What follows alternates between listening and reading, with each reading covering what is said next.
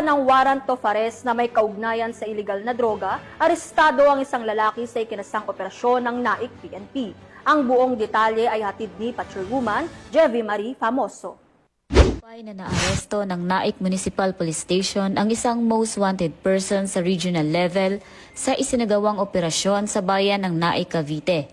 Kinilala ng pulisya ang suspect na si alias Jonas, residente ng NAIC Cavite.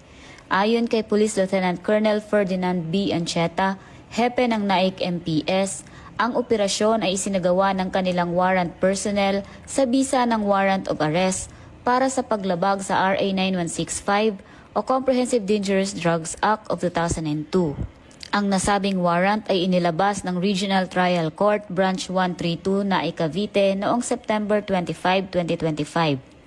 Dahil walang body-worn camera, dokumentado ang operasyon gamit ang alternative recording device alinsunod sa regulasyon ng PNP.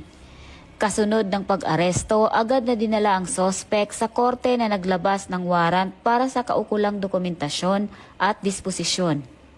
Sa isang pahayag, binigyang diin ni Police Colonel Ariel R. Red, Acting Provincial Director ng Cavite PPO, na ang matagumpay na pag-aresto sa isang most wanted person na nakalista sa regional level ay malinaw na patunay ng matibay na paninindigan na ipatupad ang batas. Mananatiling prioridad ng Cavite Police ang paghahatid ng hustisya at kapayapaan sa komunidad. Mula dito sa Calabarzon, ako ang inyong Police News Network Correspondent, Patrolwoman Jevie Marie Famoso, alagad ng batas, tagataguyod ng Balitang Pulis.